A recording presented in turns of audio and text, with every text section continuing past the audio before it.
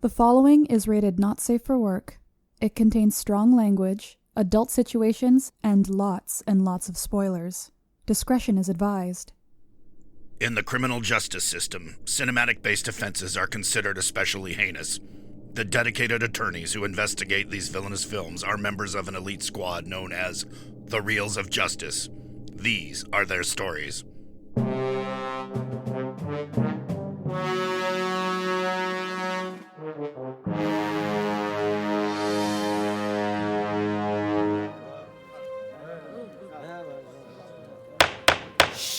Order, please, order. The Reels of Justice is now in session. Just Big Ben Haslar presiding. Got eyes for the Honorable.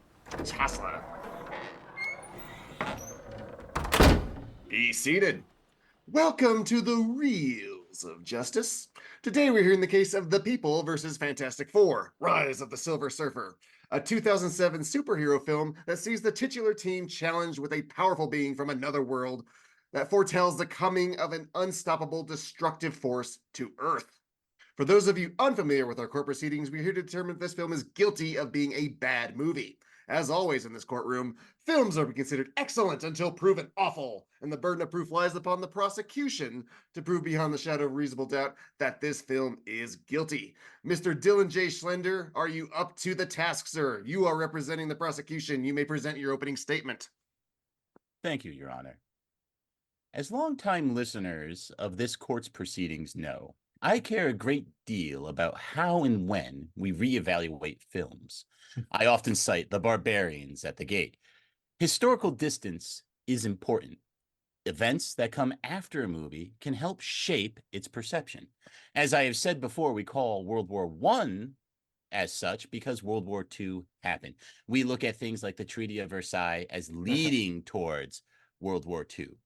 So here we are with Fantastic Four, Rise of the Silver Surfer, critically panned when it was released with good cause. But I can't help but feel that this film feels so modern. Honestly, you could nestle this film into the Marvel multiverse with no issue. In fact, I'll call it now here in front of the whole court. We'll see at least one actor return in the Deadpool Wolverine movie. Okay, yeah. So what happened from 2007 to now?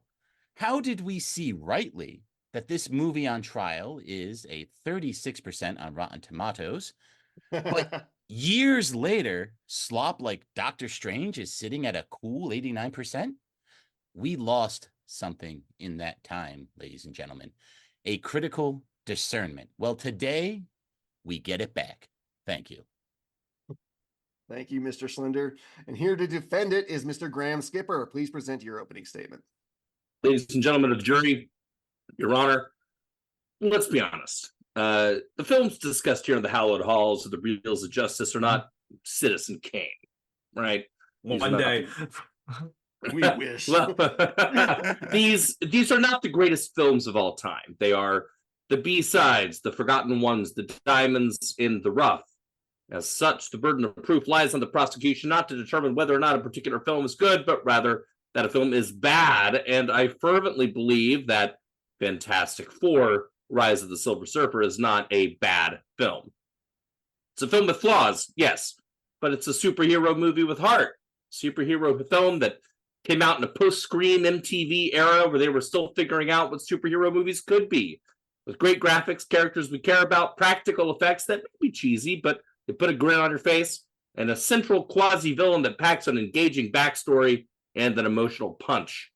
This film gets undue hate due to its goofiness, but the legacy of the Fantastic Four in the comics is one of goofiness, silliness, and family-friendly hijinks. This film tells this story in the way the comics intended.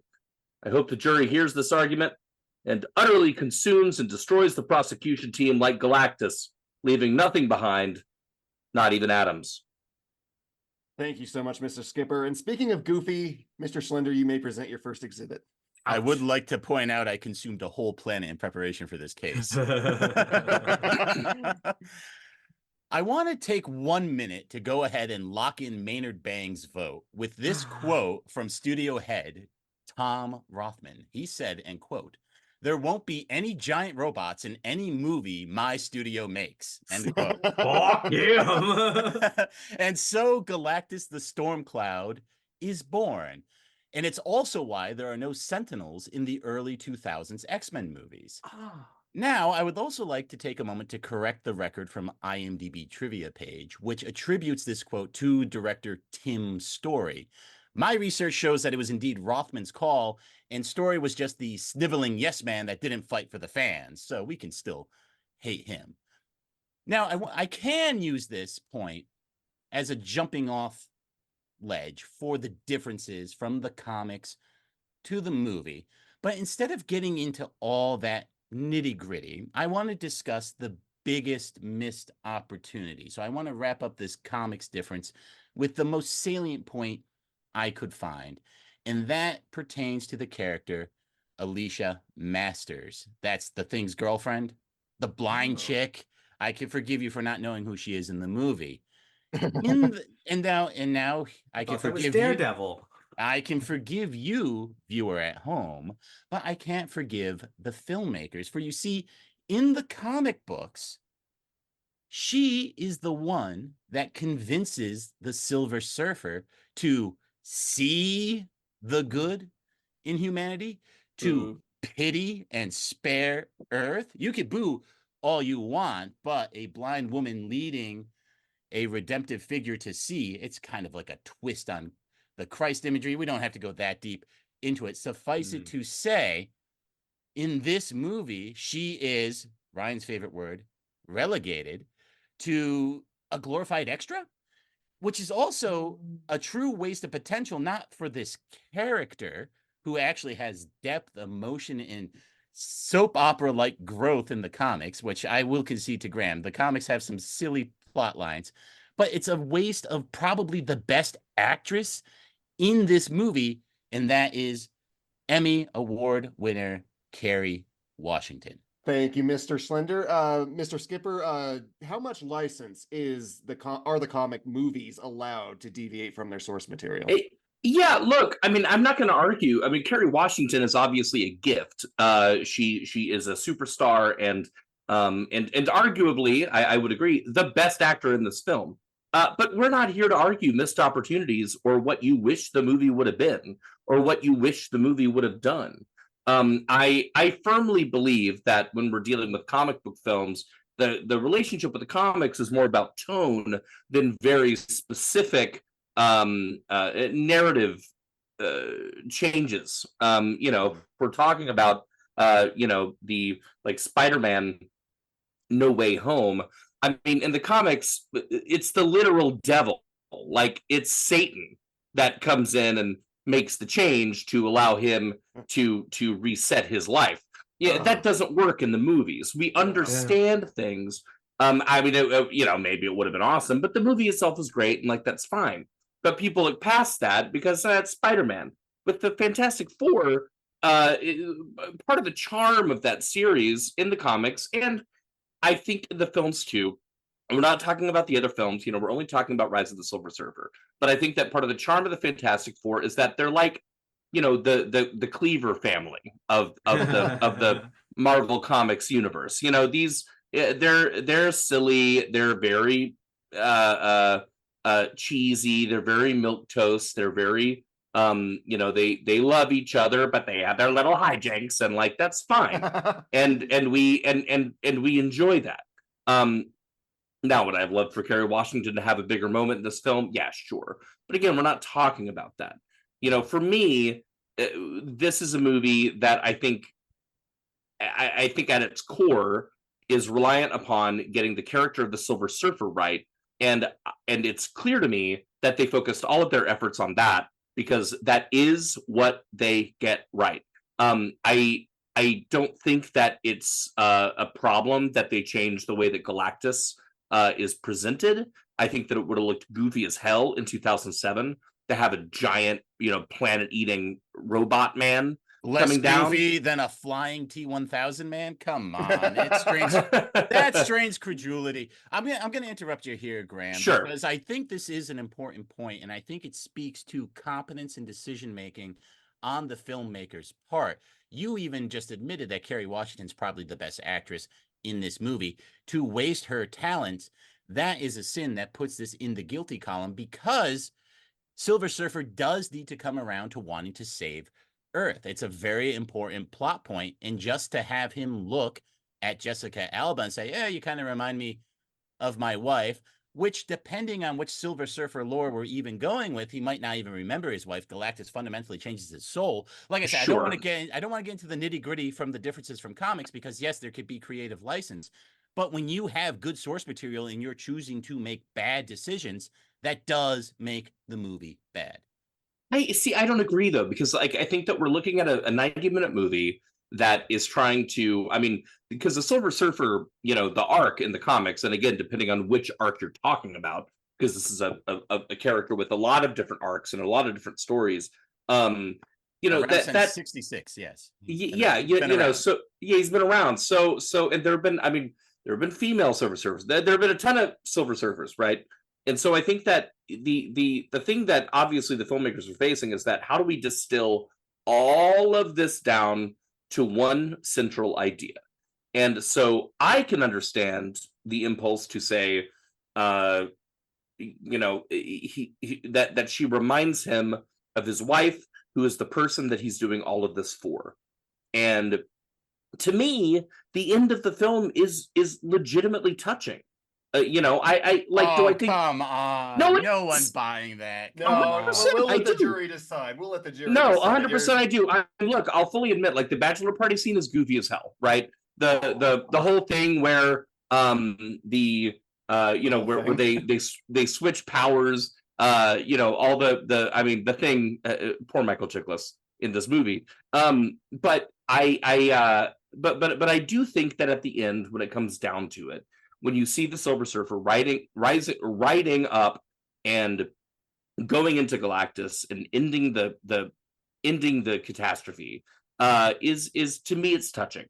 And I find it emotionally gripping in a way that that I don't think Marvel was able to achieve until it really got into the, you know, when it got into the Iron Man and all, and the new, you know, the what we now call the MCU.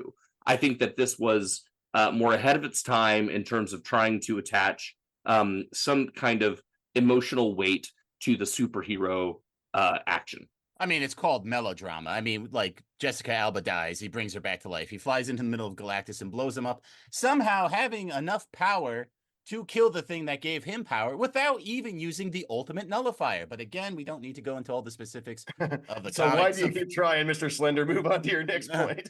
You got me there, Your Honor. I like it casually mentioned. I want to examine this movie as a sequel, because again, the first movie's not on trial, and actually I think the first movie does a fantastic job of establishing one of the things that makes the Fantastic Four interesting, and that's they are celebrities without secret identities. They embrace their gifts, and to use today's parlance, we might say they embrace their privilege. This movie spends too much of its limited runtime exploring this, even though we have already seen it in the first movie. And they frame this through the planning of the fantastic wedding. Now, here's the thing. There are interesting and real concerns that are brought up by our celebrity heroes. Namely, how do we raise a family? It is often repeated, but gets no resolution. This lack of character development is bad enough, so maybe we should just get to the action, right? It is only a 90-minute movie. Well, let's look. We're setting up beacons. Oh, well, I guess that's kind of an action. And we're fighting, Dr. Doom again. Oh, but he manages to increase his power level. That's something we haven't seen since the last movie. So we have the two fatal flaws of a sequel. A failure to show the world as lived in, a failure to grow the characters, and a reprise of the action we saw in the first feature. Contrast this to the greatest sequel of all time, How to Train Your Dragon 2. No, How to Train Your Dragon 2. You see this. And even for all of the derision, Thor in the Dark World meets the brief better for what a sequel should be. Harsh accusations. Mr. Skipper, have we been there, done that? Have we seen all this before? Well, as a fan of Thor: The Dark World, I certainly would not disagree with that statement. Hell yeah. Yeah. I mean, look, I don't disagree that this movie is the best sequel of all time. And I don't disagree that this movie rehashes a bunch of what we've already seen before. But what this film feels like to me is it feels like another arc, another run of the comic book. It feels like here we are, they're trying to plan a wedding, things get in the way. Silver Surfer's here. Let's battle it. Let's have a bunch of legitimately great action set pieces that are really fun to watch. And let's go see this fucking movie about this weird surfer dude and watch the London Eye almost get demolished with a giant tub of popcorn and have a great time. I'm not coming to this movie expecting to see, Ripley fighting the Alien Queen. Like, I'm coming to this movie to have fun. And my whole point with bringing this movie here to the table is that people immediately, when people talk about worst movies of all time, biggest giant piles of piece of shit garbage, one of the movies that's in that lexicon is Rise of the Silver Surfer. And I just don't agree that this movie deserves to be hammered and put down in the way that it has been historically. I think that there's a lot to love about this movie. I certainly am not saying that it's perfect. I certainly am not saying that they didn't miss opportunities or there weren't things that could have been done or whatever, blah blah blah. But again, we're not here to judge that. I'm here to judge whether or not this movie is good or bad. And to me, a bad movie is a movie I don't want to sit down with a tub of popcorn and enjoy and smile to. And to me, this is a movie I want to sit down with a tub of popcorn, enjoy, smile to, and get a little bit emotional at the end and have a good time. I think that we have been spoiled and that we have been conditioned by the dare I say art house nature of what the MCU has become. To expect. Oh God! Objection. Art house nature. Objection. You're To on. expect. Let's hear the objection. Nature? Let's hear the objection. Absolutely not. As I said in my opening statement, I think Rise of the Silver Surfer fits in with the modern Marvel movies perfectly, and that's not a good thing. We had better taste in 2007 to recognize that this derivative crap, this melodrama, it was garbage. It was a retread of the first movie, which wasn't even that critically successful. I mean, there's just not a lot of good things to say about that, but somewhere along the way, we just began to accept this crap. So I object strenuously to... May I do a brief cross-examine of the prosecution? You may. Did you, I take it you were a fan of the comics, right? No, not particularly. I had a Silver Surfer toy when I was growing up that was really cool. That counts. That counts. Okay, because you were referencing earlier, the way that the comics were presented and the tone of the comics and the narrative structure of the comics. I got to do research into the case. It's fair. So then what I would say in response to that is that, look, if you're into comic books at all, you are into melodrama. This is what this is. This is it. And so if you're not into melodrama, then don't watch these fucking movies. But I would say, though, melodrama for Fantastic Four doesn't work so much as soap opera drama does. Let's go back to Alicia Masters. The objection is overruled. We'll let the jury decide if it works, but there is a level of expectation that comes with going into these sorts of movies. Mr. Schlender, you may present your next exhibit. Very well, Your Honor.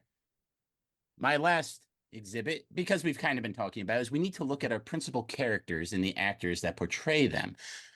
I want to say, I want to like the characters because I see myself in the Fantastic Four. I'm smart, like Mr. Fantastic. Charismatic and handsome, like the Human Torch. Strong, like the Thing. And I have a penchant for public nudity, like the Invisible Woman. That one is true. That one is true. I was tempted to tell you guys, don't boo until I get to the end. So imagine my surprise when so much of the movie depends on Mr. Fantastic making dumb decisions, the Human Torch being a jerk, the Thing barely getting to clobber anything, and the Invisible Woman, ironically, is just there to be ogled at. I will remind the court, they did the nudity bit with her in both movies. And while I am a red-blooded American that enjoys seeing Jessica Alba's talents. It does not for a good movie make. Now, look, I have no issue exploring the evident deficiencies of our heroes, but it is also the Silver Surfer in the title. Rise indeed. I think we all got to rise out of that sloppy CGI mess. But the real crime is how the surfer does not really get to do anything. He zips around. He gets captured. And then he blows up a big cloud that I again would remind the court should have been a giant robot man. This impotence and lack of interest we get from the not really Silver and not really Surfer is because of Dr. Doom needing to be the bad guy. Again, by increasing his powers. Again, like Herman's Hermit said, second verse, same as the first. None of the characters get to do anything interesting, and all the stuff they do is everything we saw in the first movie. The first movie, it's way cooler when the thing stops the truck than when he picks up a giant Ferris wheel. And that will be my final point, Your Honor. Thank you, Mr. Schlender. Mr. Skipper, you may rebut that point or present your first exhibit in defense of the movie. So I will rebut and present. I think that one, I would certainly not say that this is sloppy CGI for the Silver Surfer. I think that the CGI that we see is perfectly fine, certainly in line with what 2007 was doing. And in line with what 1994 was doing with Terminator. Sure, but yeah, man. Well, sure, fine, but like T2 still looks fucking awesome. Like I don't, this doesn't look like does not hold up the way T2 does. You compared it. Well, yeah, but again, you're comparing it to like one of the greatest movies of all time. And again, I am not. That was in my opening argument. I'm not saying this is one of the greatest movies of all time. This movie has a lot of flaws, but I don't think that the Silver Surfer is quote sloppy CGI. I think he looks great. I really appreciate that when he loses his board, they use practical full body prosthetics to demonstrate how sick he is. I think that each character, they get their fun moments. I mean, yeah, sure. They do the Sue Storm is naked thing again. In the comics, they do that all the time because it's an easy, fun thing. Yes. It's like going to go buy some comics. I gotta get my hands on these books. You can't see her. She's invisible, Your Honor. Like, it's like, and these characters are what they are. Each character gets their fun moments. We get, we get I enjoy the moment of Sue Storm, absorbing Johnny's flame ability, and like not being able to control it. I think that the London Eye sequence is a legitimately good action sequence. I love seeing Reed Richards, which is an inherently goofy ability, the ability to be stretchy, actually use it in a way that makes him like useful, and where you go like, oh shit, okay, this is what Reed Richards can do. And I still think that, yes, I will admit that they overused Dr. Doom. I don't know why he's in this movie, but fine. If you want to have him in the movie, okay, fine. He still plays second fiddle to the Fantastic Four and to the Silver Surfer. He's in there, yes, but the emphasis and the crux of the story is still reliant on the relationships between the four and on the Silver Surfer coming to Earth. Dr. Doom is somebody, he's a hiccup. He's a hurdle. He's a problem to be dealt with. He's the climax of the movie. Yeah, but it's still, to me, it's still, the focus is still on the emotion of the surfer finally understanding the importance of human life and the importance of ending the cycle that he's been on. So I think that this movie it's a lot of fun. I think that the movie is certainly not as bad as people say that it is. I think the CGI works. I mean, I was expecting, like, I watched it last night for the first time in 10 years, and I was fully expecting to see the CGI and go, oh god, this is awful. But it wasn't. I bought it, and I still enjoyed it. And I still think that the big set pieces, that they work, that they're fun, that they're engaging, and like the prosecution said, I can 100% see this movie being a part of the current MCU, which to me means that it was modern back when it was made, and that it was taking this kind of subject matter more seriously than we give it credit for. Is it melodrama? Yes, but that's okay because we're comic fans and that's what we want. Well, if I may, Your Honor, he opened the door by bringing up the Absolutely. comics again. One of the things I was going to One of the things I was going to mention. 2 nitty-gritties and then you're done. Yeah, okay. But my point is, one of the fun things about the Fantastic Four comics in my research is that they focus not so much on melodrama. They do like kind of weird soap opera drama. There's one example where Alicia Masters falls in love with the Human Torch and gets married, but it turns out she's a clone, so the thing's heart was broken for no reason. He gets over her, and then the real Alicia Masters comes back and says, "I'm still in love with you." Oh yeah, no, it's hilarious, right? So that's the kind of stuff that, you know, we're talking about. Like, if it's gonna be like the Cleavers and like how funny and fun they are, the melodrama is not a good fit if we're going with the tone of the movie or the tone of the comic book. So that would be my response to Mr. Skipper there. Oh, well, you still have one more nitty gritty to save. You can save it for later. It's in my back pocket. Probably gonna right. be about the giant robots again. Probably will. Mr. Skipper, you may present your next exhibit. I mean, the main thing here, I guess the last thing that I wanted to say is that, you know, here we have a movie that has Doug Jones, I think, doing a great job. Obviously having to work with within constraints of early CGI, but also doing a fantastic job within a full body prosthetic, and still being able to emote a heartfelt, I believe, idea of this guy that is just trying to save his wife and save his planet. Also within that constraint is that Lawrence Fishburne is doing the voice. He does a great job with the voice. Doug Jones does a great job with the body. That is a hard thing to achieve. I think Kerry Washington, of course, is great. But fine, doesn't matter. You know, she's great in what she's doing. I think that the cast themselves, the actual four, I think they're all charming. I think they all play well together. I would agree that Michael Chiklis is underutilized, which again is fine because, you know, in the comics, I mean, that happens. You got four characters. The real highlights come when the four of them are working together. That's where that London Eye sequence comes in. And I think that you feel the grave threat that is Galactus when he comes in. I've been on the show before. I like movies that are fun. They may be stupid. They may have a lot of flaws. They may be rough around the edges. But I really, really like to defend movies that are films that people and that the public at large and that the movie-going public and fucking Rotten Tomatoes, the most bullshit site on the internet, says is bad. And I just genuinely don't think that this movie is as bad as people say. I think this movie is fun. I think that this movie, you know, is, as I was watching it, I was going, man, this would have a blast with this movie. And to me, I don't know, call me old-fashioned, but that's a litmus. You're old-fashioned. Very old. That's fine. That's fine. But My court. but that's a litmus test for me. And so I think respect to this movie, respect to the actors who are all, you know, they're doing exactly what they need to be doing. Yeah, the movie's goofy. The Fantastic Four inherently are goofy.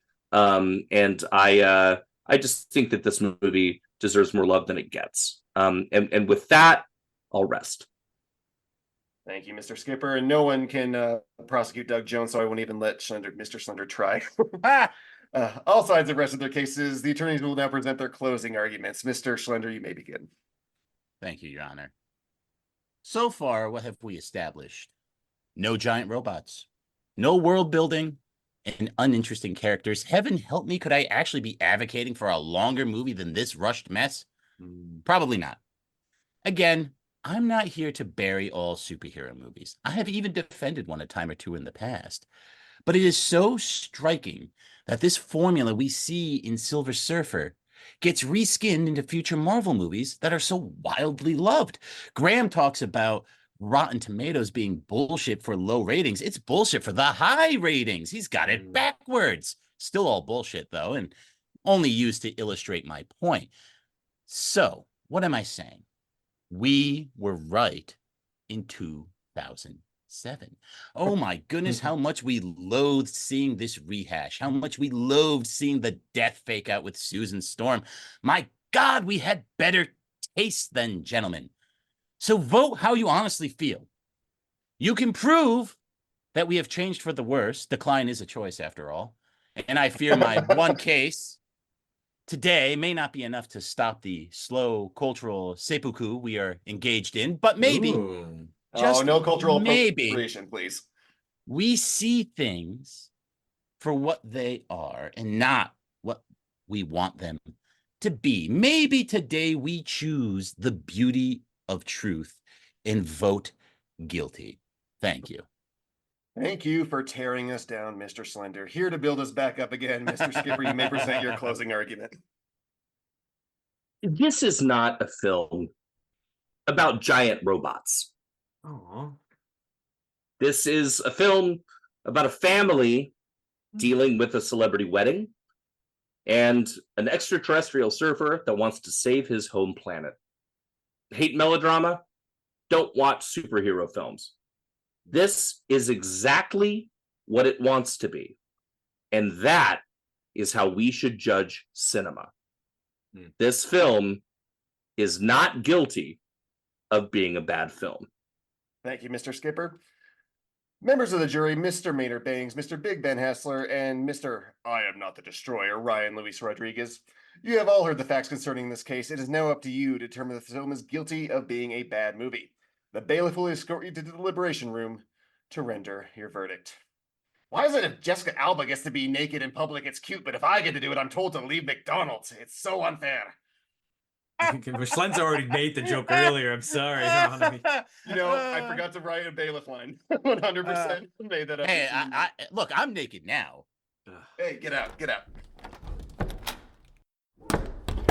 Okay, gentlemen, interesting case. I disagree with a lot of what Dylan had to say because he's shitting on my beloved MCU.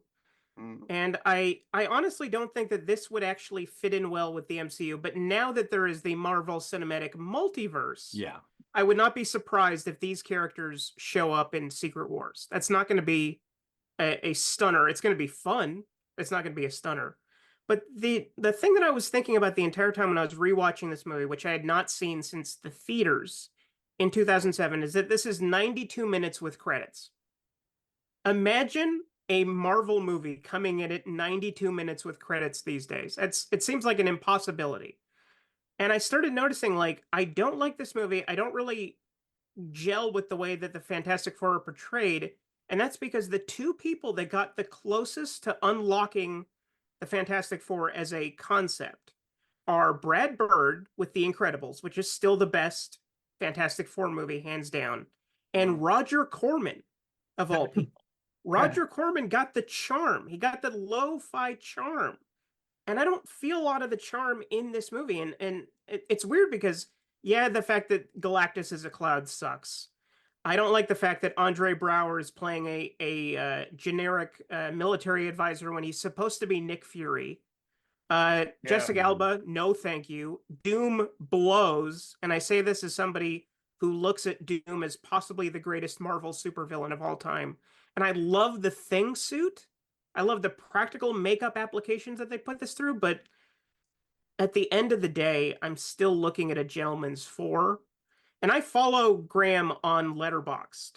And I was really happy when I looked at his rating and it was also 2 stars. And I was like, yeah, this is going to be a lot easier than I thought. And then Graham comes in here and actually has an emotional response to the movie. And immediately I'm like, well, I can't shit on that. Rob, what do you think?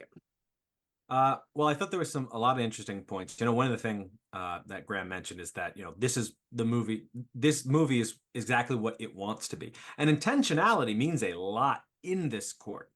We weigh that very, you know, it's very important to us that you're making the movie you want to, and you achieved your goal that you set out. But based on the title, Rise of the Silver Surfer, it makes me think they wanted to make a Silver Surfer movie, and he's barely in it. He stands around kind of listening a lot of the time, and then the coolest part of the movie, the thing you're waiting for, all happens off screen. And I'd never seen this before. This is my first time I saw it was for this case. Probably due to all the bad reviews, but I don't think I saw the first one either. I didn't see the first one before I came and saw this in the theater. Yeah. I was completely checked out, completely disinterested. Big points that I did like Graham made. I do agree the CGI looks pretty much fine for now. The fact that it's 200007, like, the Silver Surfer, it's fine. It looks fine.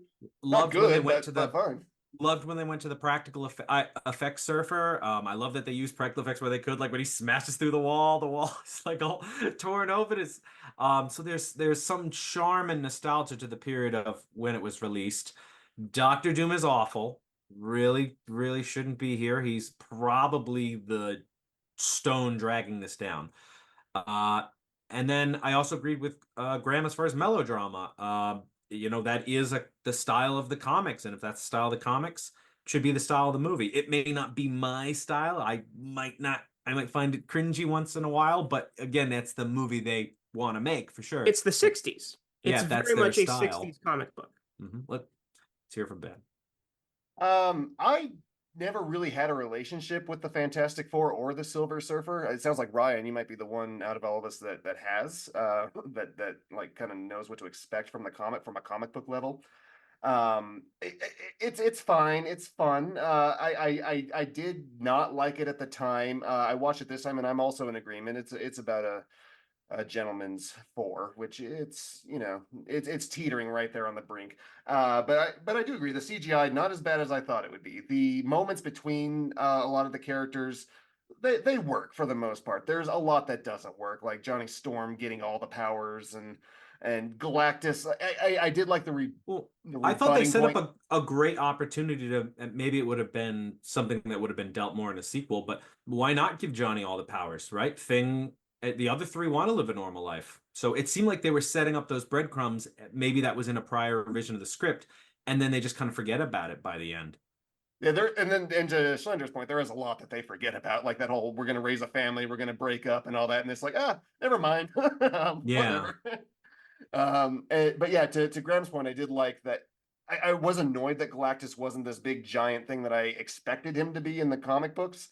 Because that's like the one thing I knew about him, and he's a big space cloud. But if they introduced him as this big giant conscious entity, that would be a lot to kind of throw at you last minute. I can understand that not working. I can live with the cloud, but I don't know if I can live with the brevity of his involvement. I mean, it's all basically off screen. It's just kind of left up to your imagination, which is not what I'd want from my fun CGI popcorn fest.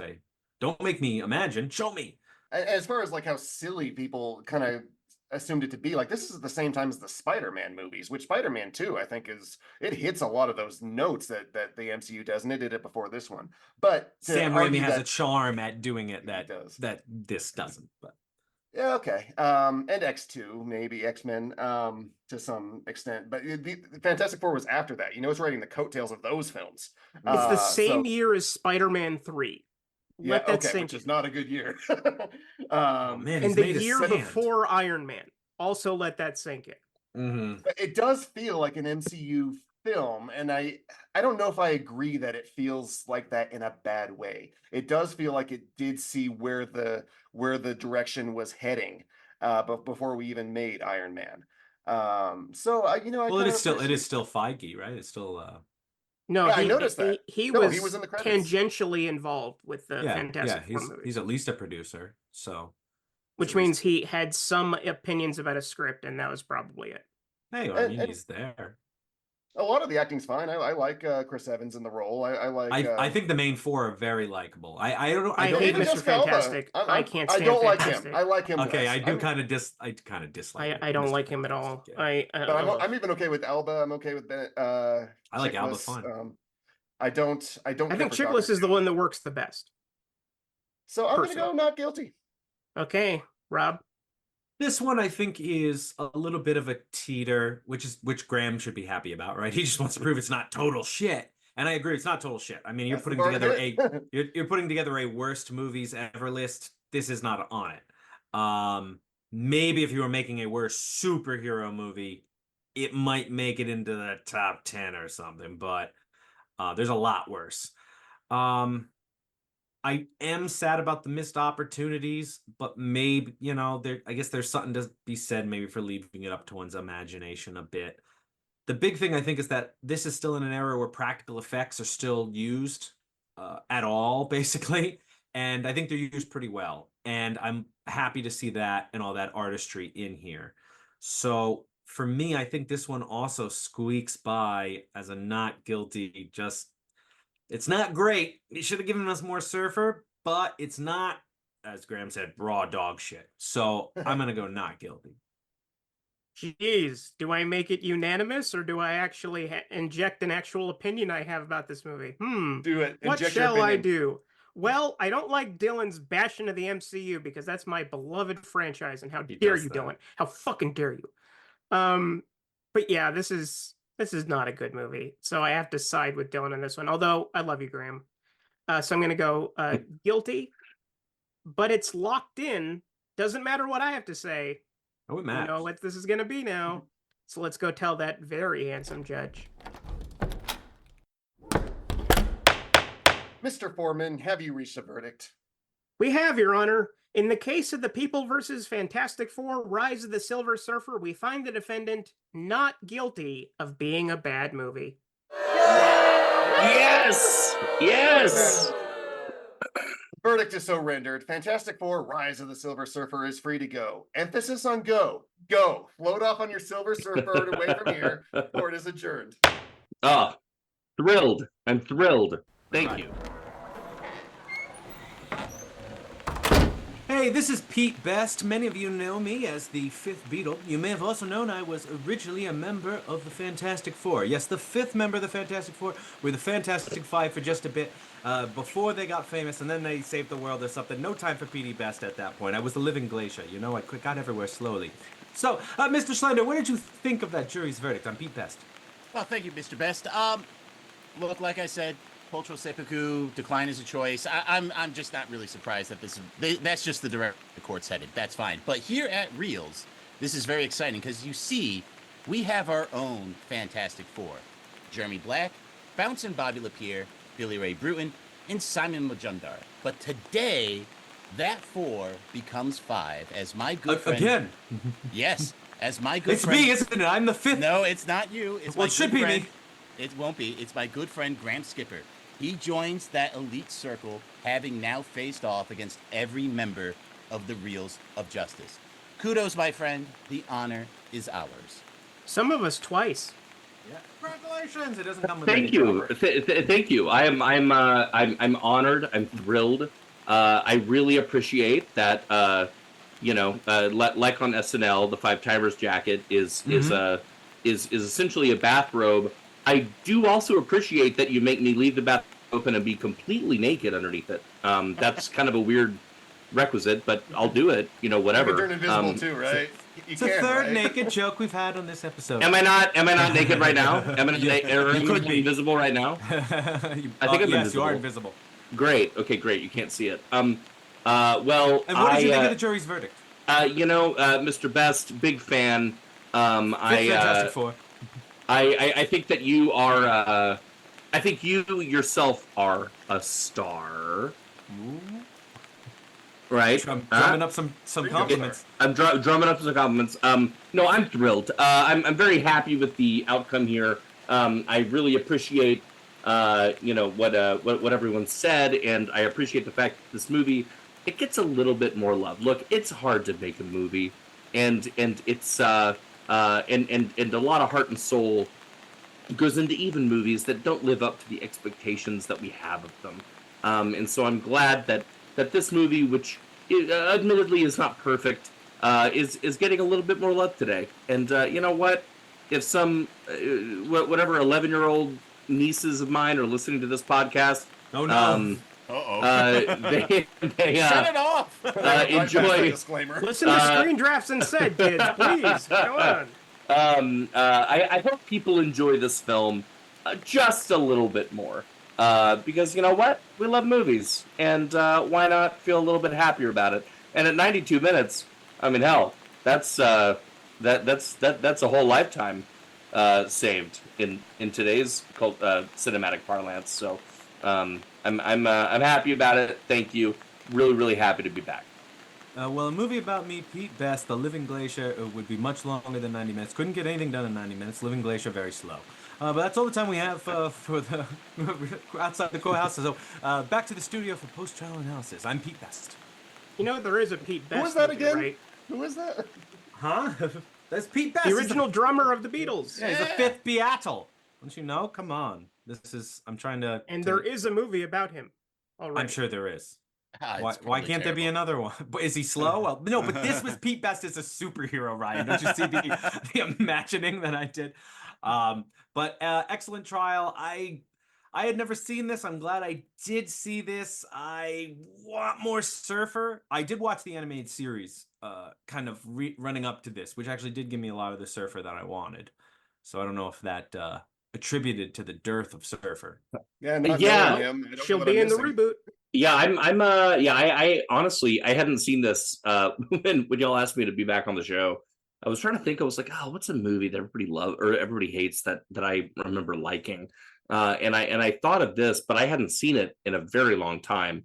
And I watched it, and obviously I saw the flaws, but I still, I think it's fun. I like that you embrace the challenge there, though. Like that's the fun part is picking something that's right there.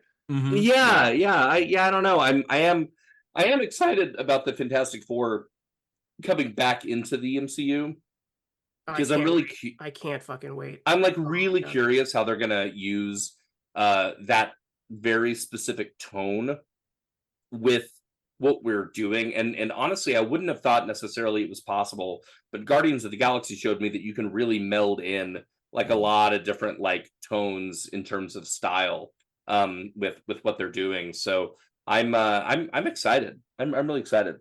I really popped when Krasinski was him in Multiverse of Madness. I did too. Yes. Like the whole audience. See, I thought it was perfect. Ben groans. I kicked the front of my seat in anger. I loved it. Yes. The one thing is there's just almost nothing that this whole court agrees on. Like nothing.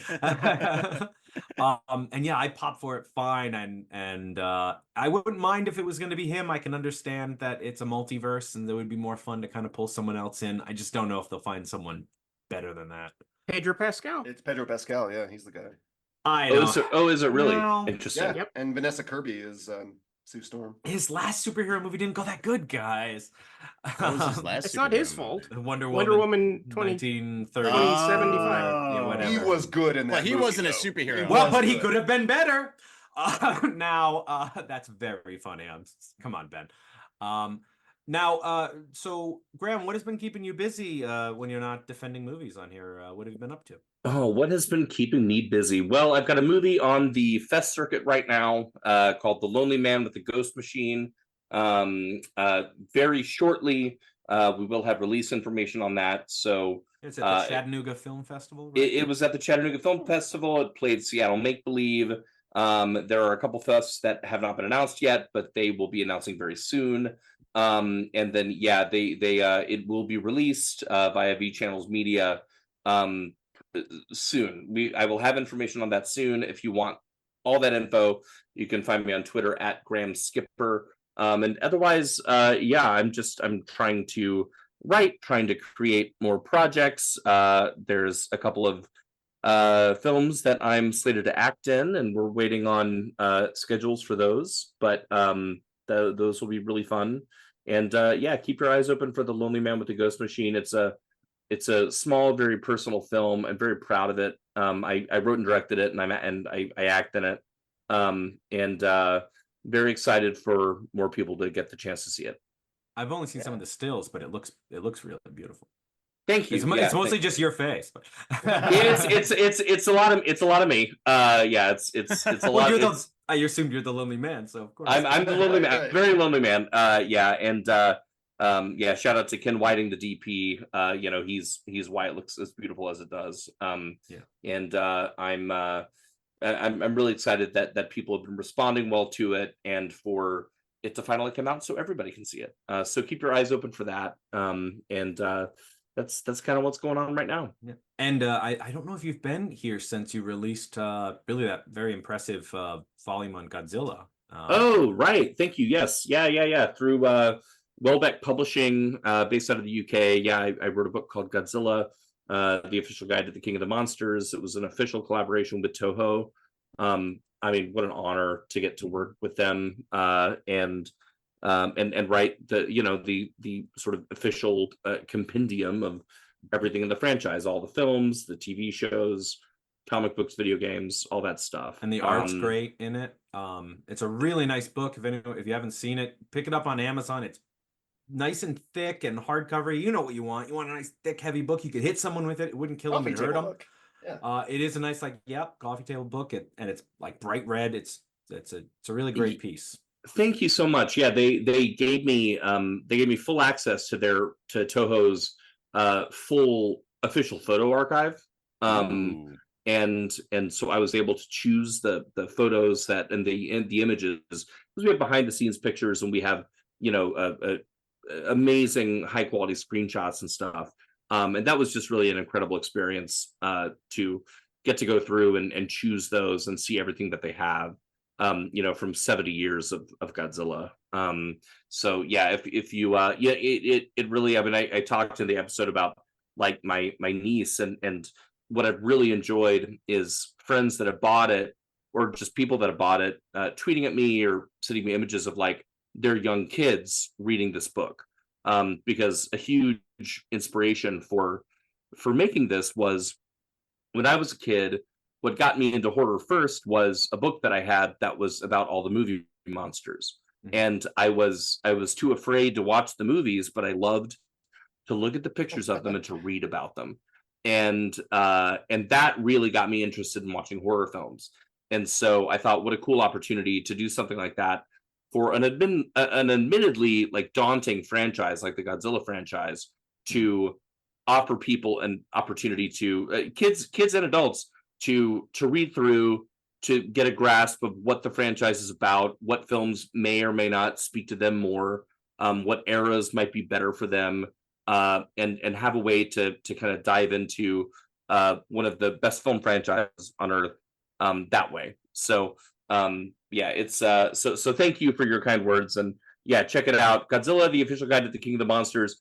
Weirdly, on American Amazon, they list it as Godzilla, The Ultimate Illustrated Guide, which is not the title, but that's what they listed as on American Amazon. X-Men United you. Yeah. So but I think if you search either way, you'll be able to find it.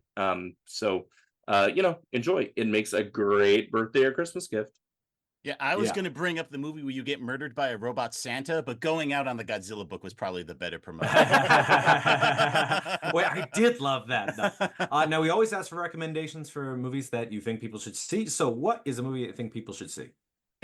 What I saw last night. So yesterday, we here in Texas, we had a hurricane that hit Houston, and I wasn't really affected, except all my internet went out, as did a whole lot of Texans apparently.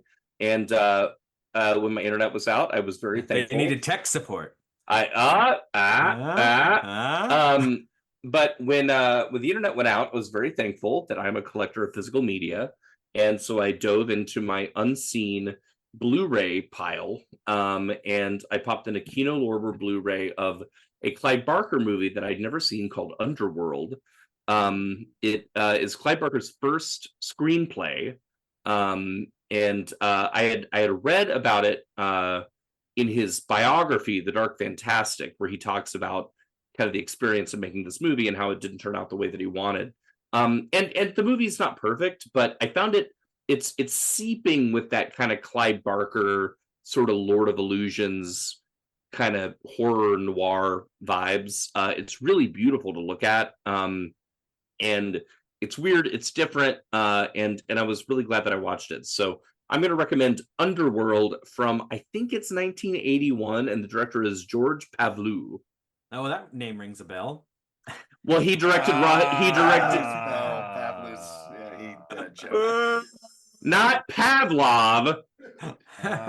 It was close enough. All right. But yeah, he's the guy. He's the guy that directed Rawhead Rex. Same guy.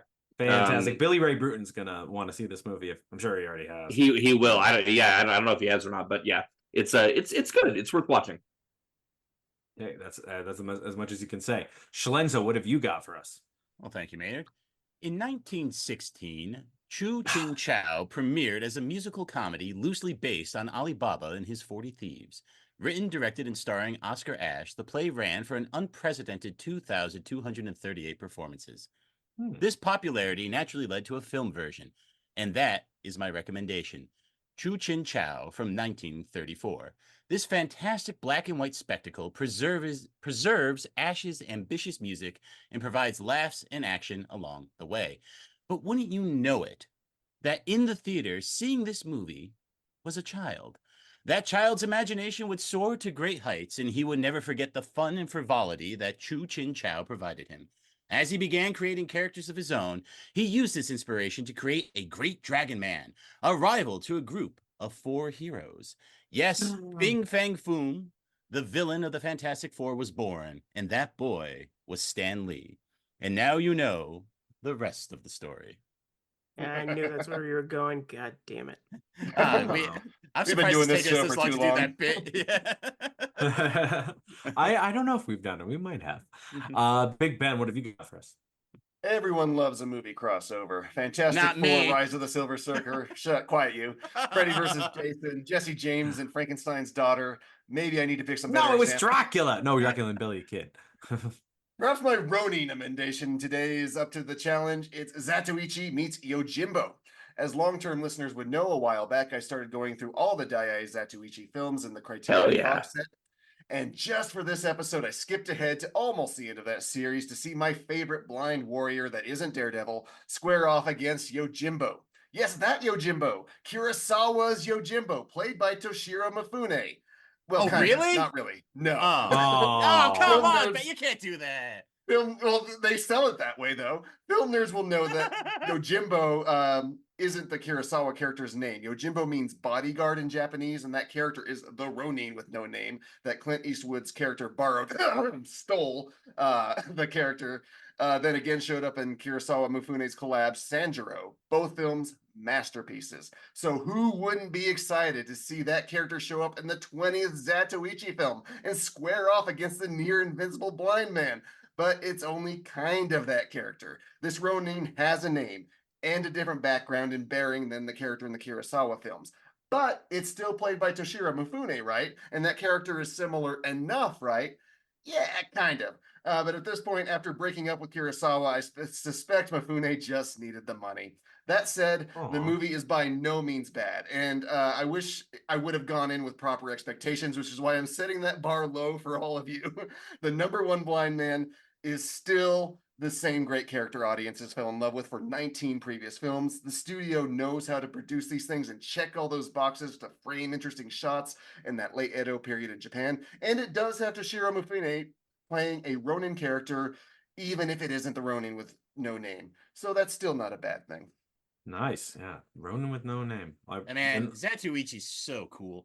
The Zatoichi franchise is so fucking awesome. Yeah, like, I people miss really, some really bits. need to dive into that. 26 films, get that box set.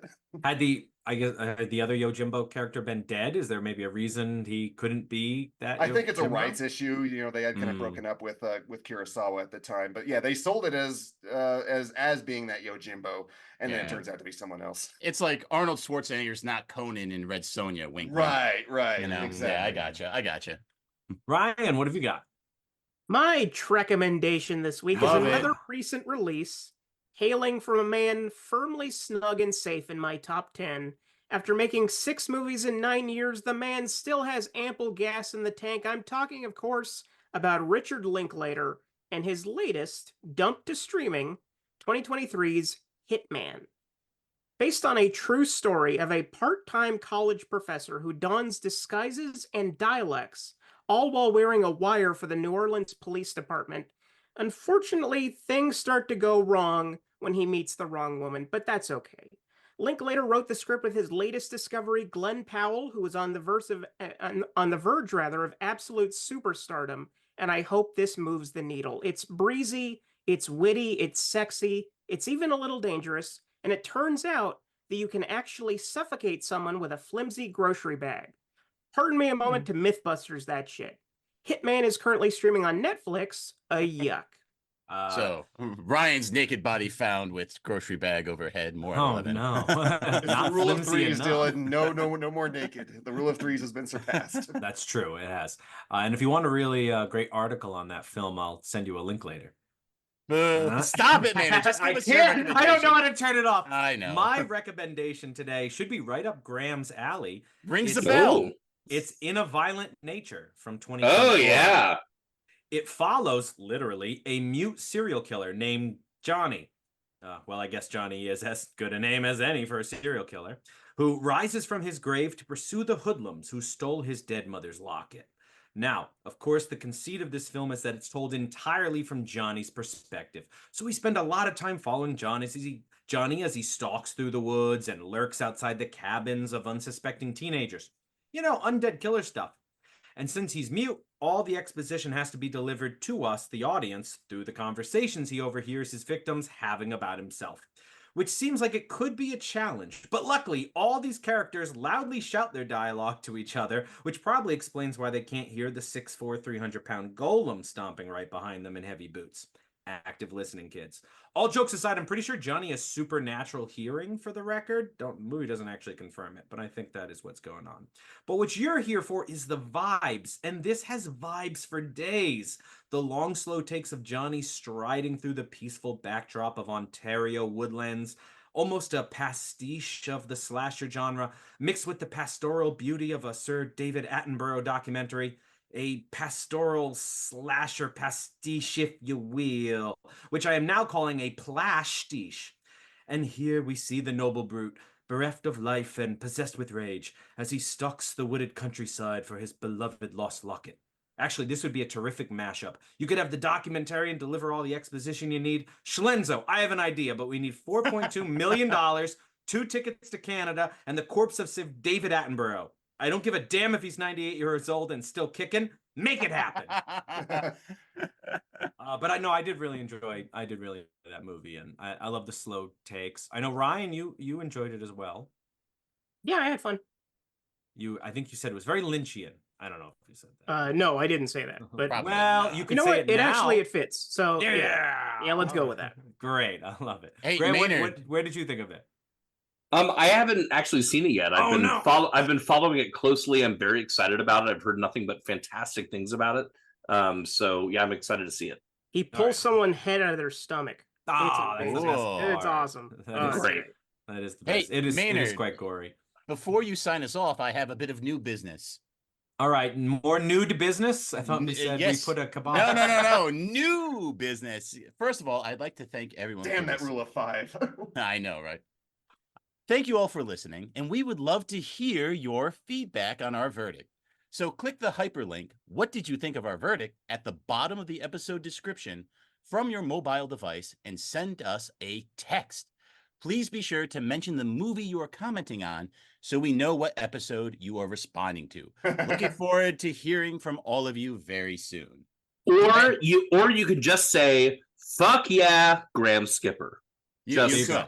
send that straight through. You gotta click the link to do it. If you Exactly. send that, we'll read it. We'll get that info. That's a new feature. And we'll send Graham everyone that says, "Fuck yeah, Graham Skipper." Absolutely. And with that, we are all out of show, but fuck yeah, Graham Skipper. Thanks so much for joining us.